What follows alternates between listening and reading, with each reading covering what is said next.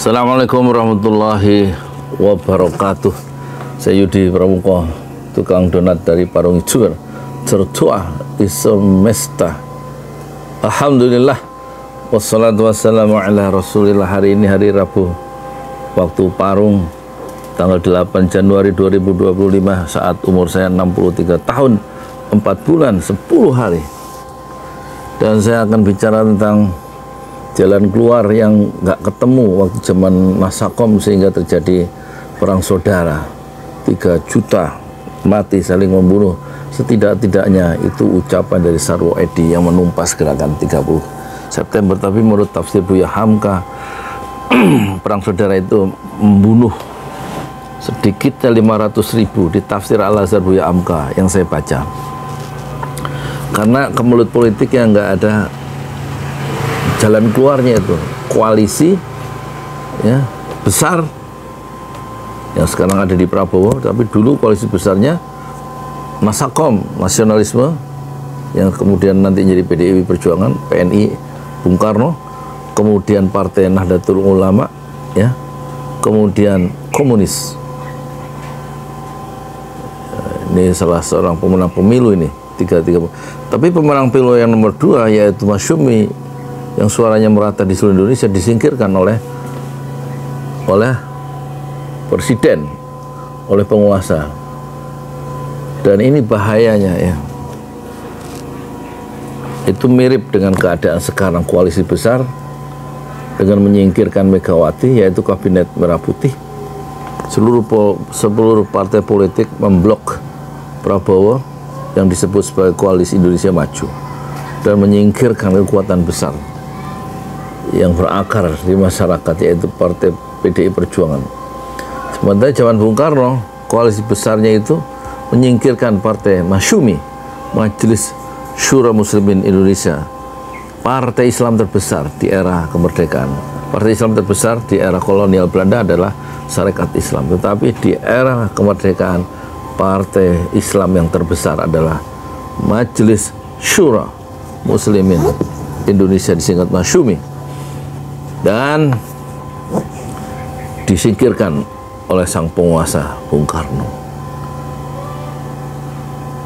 Masakom tidak punya jalan keluar sehingga terjadi pemberontakan PKI, dan semua orang tahu cerita dari akhir koalisi besar yang berantakan itu. Dan tipe dari Bung Karno sama dengan Prabowo, seorang demagog. Bung Karno bilang, ya, atau dia menerima julukan sebagai presiden seumur hidup dan pemimpin besar revolusi. Ada semangat megalomania dan menciptakan proyek-proyek mercusuar. Ini tipikal penguasa Jawa nih. Sekarang Bung Karno, Bung satu lagi, Prabowo, itu juga begitu, ya.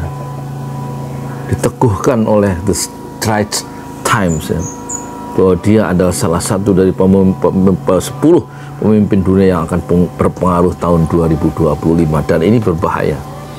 Apalagi kita lihat pemimpin yang ada itu, ada pemimpin Korea yang menindas oposisi, membungkam lawan politik. Begitu juga Vladimir Putin yang selalu masuk nominasi, ya, presiden yang jahat dan korup menurut OCCRP, ya, langganan tuh tiap tahun Vladimir Putin. Seorang diktator juga, kan. Begitu juga ada Benyamin Netanyahu yang menjajah Palestina. Itu ada dalam 10 leader yang berpengaruh, dan Prabowo ada di situ. Terus ada lagi Anwar Ibrahim. Jangan lupa Anwar Ibrahim juga membungkam orang yang berbeda pendapat saat dia menjadi wakil Perdana Menteri zaman Mahathir. Dia membubarkan, ya, menangkap tokoh-tokoh Darul Arqam yang dipimpin oleh Syekh Azari At-Tamimi, ya, kemudian dia berduet dengan Mahathir dan Anwar Ibrahim, dan kemudian Anwar Ibrahim dicabut kukunya, dari UMNO dikeluarkan, dan kemudian dia dipenjara 10 tahun oleh Mahathir. Ya begitulah ya. Nah, Prabowo itu sekarang diteguhkan oleh istilah Straits Times sebagai pemimpin dunia yang paling berpengaruh tahun 2005 bersama siapa? Benyamin Netanyahu. Kemudian presiden koboi yaitu Donald Trump yang baru kepilih. Sementara di situ nggak ada Erdogan ya, tapi ada pemimpin-pemimpin yang katanya akan memberikan pengaruh tahun 2025. Dan ini berbahaya ketika kekuasaan sebagai presiden begitu besar dan memiliki Indonesia Maju, koalisi besar ya. Dan koalisi besar di zaman Bung Karno tidak dapat jalan keluar tuh, sehingga terjadi pemberontakan PKI. Nggak ada kompromi. Kita pernah mengalami kemacetan politik yang besar gara-gara koalisi besar ya, dengan kekuasaan presiden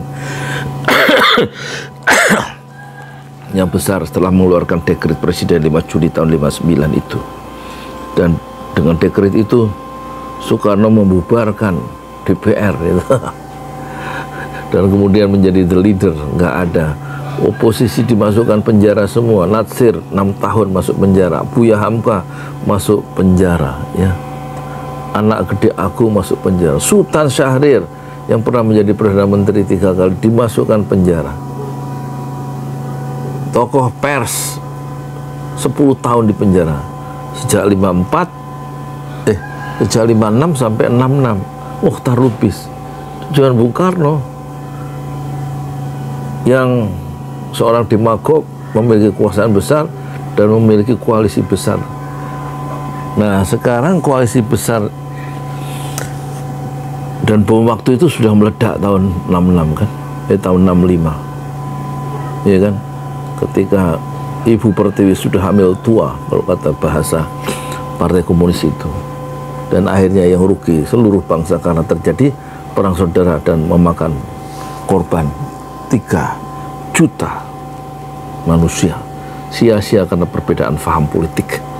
Bagaimana sekarang koalisi Indonesia Maju Plus di luar PDIP sebagai pemenang pemilu berturut-turut Partai Demokrasi Indonesia, dan dia juga menyiapkan bom waktu, video-video yang menurut Rocky Gerung, video-video yang di Rusia itu, dokumen-dokumen yang diselamatkan di Rusia yang dititipkan oleh Hasto, Sekjen PDIP, ke Koni Raha Kundini Bakri, itu menjadi bom waktu katanya, bisa menghancurkan jangan-jangan seluruh tatanan politik kita ini. Karena yang dihajar dalam video-video itu yang kemungkinan akan dikeluarkan itu menurut Rocky Gerung diduga berisi kejahatan-kejahatan Jokowi. Nah, ini kan Indonesia ini bukan yang ngurusin rakyat, tapi rakyat ngurusin pemimpin-pemimpin itu ya. Dan kita lihat sekarang Prabowo dinobatkan jadi 10 leader. Ada jebakan situ yang berpengaruh tahun 2005. Dan ini akan memperteguh semangat megalomania dari Prabowo yang katanya ingin membangun Great Wall, tembok raksasa sepanjang pantai Pulau Jawa itu, sepanjang pantai utara Jakarta. Ya nggak tahulah ya, di mana masalahnya. Bom waktunya itu ada di kejahatan konstitusi yang didiamkan oleh Prabowo dan diterima oleh Prabowo, yaitu Mahkamah Konstitusi nomor 90 yang diketok palunya hari Senin 16 Oktober 2023 yang diubah sehingga memungkinkan Gibran, anak dari Jokowi, lolos ke KPU menjadi calon wakil presiden dan mendapatkan julukan yang sangat keras dari majalah Tempo bahwa Gibran Raka Buming Raka dengan rekayasa dari Paman Usman, yaitu Anwar Usman, Ketua Mahkamah Konstitusi, itu Gibran adalah anak haram konstitusi. Dan sejak saat itu kaum pendukung-pendukung Jokowi yang pintar-pintar itu menjadi kritis terhadap Jokowi, kecuali memang penjilat-penjilatnya tetap bergabung meskipun salah. Seorang ahli hukum tata negara pun, ya, Yusril mengatakan peraturan Mahkamah Konstitusi nomor 90 16 Oktober hari Senin 2023 itu adalah cacat hukum. Tetapi Yusril tidak berdaya apa-apa dan dia masuk dalam satu pemerintahan yang dibangun dari kejahatan konstitusi itu kan. Nah, ini yang saya sebut bom waktu. Dan inilah bom ini yang ditanam oleh Jokowi dan diteruskan oleh Prabowo, karena Prabowo juga berdiam diri terhadap Mahkamah Konstitusi dan membiarkan Gibran menjadi calon wakil presiden. Kejahatan demi kejahatan, deviasi kekuasaan mulai dari sini asalnya, sehingga sampai nanti organisasi Organized Crime and Corruption Reporting Project itu menominasikan Jokowi adalah salah satu pemimpin yang paling korup tahun 2024. Dia tidak memberikan bukti tentang korupsi dari Jokowi, tetapi yang disebut korup itu tidak hanya soal uang, tapi dia melemahkan instrumen penegakan hukum KPK dan lain-lain yang diungkapkan oleh, dan Cap sebagai pemimpin nominator koruptor itu memukul dinasti politik, ya. Di samping Jokowi juga dipukul oleh PDIP dengan memecat Bobi, memecat Jokowi, memecat Gibran Raka Buming Raka dari kader PDIP. Dan pendudukan politik tentu sekarang hilang dari PDIP dan bergeser, dilindungi oleh Koalisi Indonesia Maju dan menyisakan oposisi yang terbesar dalam sejarah politik Indonesia modern, yaitu PDIP. Kejahatan ini menghasilkan satu catatan, ternyata rekayasa rekayasa hukum di Mahkamah Konstitusi menghasilkan Anwar Usman dipecat sebagai Ketua Mahkamah Konstitusi karena dia terbukti melanggar etik pada level yang berat, ya, dengan mengeluarkan Mahkamah Konstitusi nomor 90 tahun 2023 yang mengubah syarat itu dengan menambahkan klausul bahwa pemimpin atau presiden dan wakil presiden itu ada berusia 40 tahun atau yang, ya, pernah memimpin kepala daerah selama dalam election, official election, meskipun belum sampai 40 tahun, dan itu membuka jalan bagi Gibran, keponakannya, untuk mencalonkan diri sebagai calon wakil presiden ke KPU. Dan itulah kejahatan yang dilakukan oleh Mahkamah Konstitusi, karena terbukti Anwar Usman dipecat karena oleh kehormatan Mahkamah Konstitusi. Clear. Sementara keputusan Mahkamah Konstitusi itu katanya mengikat dan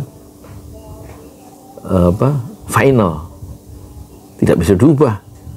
Tapi kita sadar ternyata bisa diubah. Kalau lihat kasus Mahkamah Konstitusi, ya, kemarin itu Desember awal atau pertengahan Desember, Mahkamah Konstitusi menghapuskan, ya,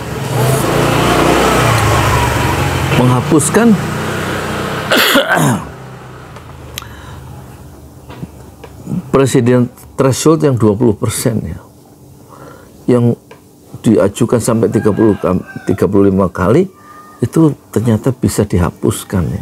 Yang tadinya hampir nggak mungkin, ternyata itu melanggar undang-undang dasar, sehingga terbukalah jalan oleh keputusan Mahkamah Konstitusi nomor 60 itu, kalau tidak salah, orang sekarang tidak punya lagi political barrier, ya, untuk mencalonkan diri sebagai calon presiden. Nggak ada batas persentase. Artinya Mahkamah Konstitusi bisa mengubah keputusannya dari menolak presidential threshold yang 20% yang diajukan masyarakat sampai 35 kali atau 34 kali. Akhirnya dia bisa ubah pada keputusan atau pada sidang yang ke-36 setelah diajukan ke 36. Nah, sebenarnya itu berarti sebenarnya Mahkamah Konstitusi bisa mengubah dirinya sendiri sebenarnya. Kalau apalagi dalam kasus Anwar Usman terbukti Anwar Usman melakukan pelanggaran etik berat. Nah, inilah kejahatan konstitusi di sini dimulainya, dan Prabowo mendiamkan kejahatan itu. Jokowi juga justru ya yang merancang itu, dan duduklah sekarang wakil presiden Gibran Raka Buming Raka yang menurut Tempo adalah anak haram konstitusi.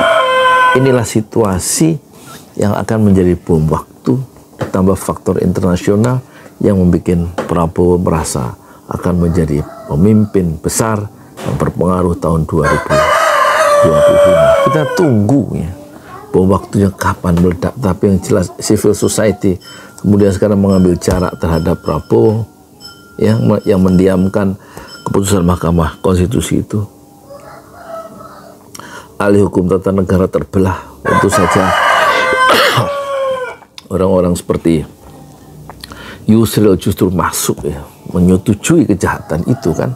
Lah dia ada di dalam itu, di dalam sebagai menteri koordinator Polhukam, berarti kan dia setuju terhadap kejahatan itu, atau setuju terhadap rekayasa Mahkamah Konstitusi nomor 90 yang dia nilai cacat hukum.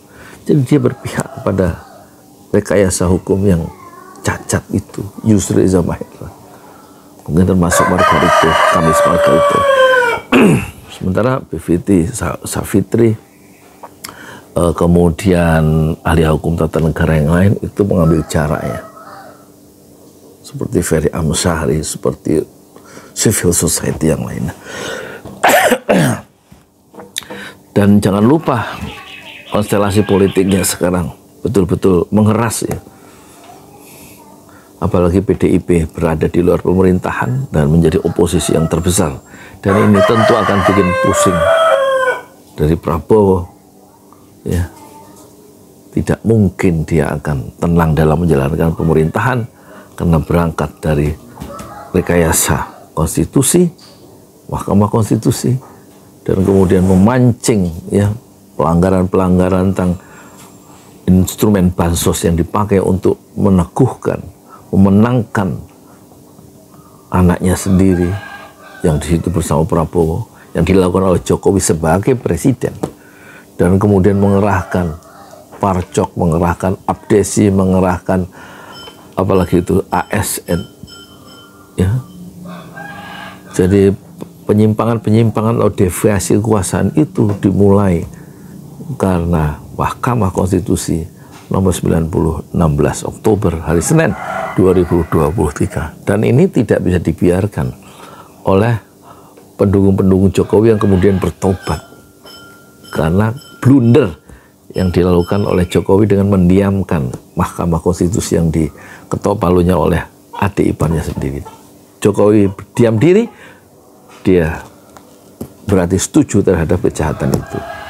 Apalagi dia menyorongkan anaknya sendiri, yaitu Gibran ya, lewat Mahkamah Konstitusi itu kan, sambil mengkhianati partai politik yang sudah membesarkannya, yaitu partai PDI Perjuangan yang kemudian memecat Jokowi ya pada tanggal 16 Desember hari Senin 2024. Balas dendam politik, pengkhianatan politik ya, kejahatan konstitusi, ini semuanya berakumulasi akan menjadi bom waktu yang tampaknya tidak bisa diselesaikan. Kita nggak tahu apakah terjadi korban yang banyak, misalnya ya, pemerintahan Prabowo mulai memenjarakan tokoh-tokoh yang keras beroposisi sebagai Bung Karno itu mengirimkan, membenamkan teman-temannya sendiri ke penjara karena kekuasaannya yang besar. sebagai presiden, sebagai pemimpin besar revolusi, sebagai orang yang berpengaruh pada tingkat regional dan dunia. Kita hanya berlindung kepada Allah terhadap kemungkinan ya bangsa ini masuk dalam perang saudara, saling membunuh karena permainan politik tingkat tinggi yang ugal-ugalan, yang berakar pada kejahatan konstitusi, mahkamah konstitusi. Bagaimana menurut Anda? Ya kalau saya sih hanya cuman ngomong ya. Sekarang saya mau tidur siang jam 2 ini. Saya Yudi Pramuko, tukang donat dari Parung Ijo. Tertua di semesta fasbir sabran jamila. Bersabarlah dengan kesabaran yang indah. Assalamualaikum warahmatullahi wabarakatuh.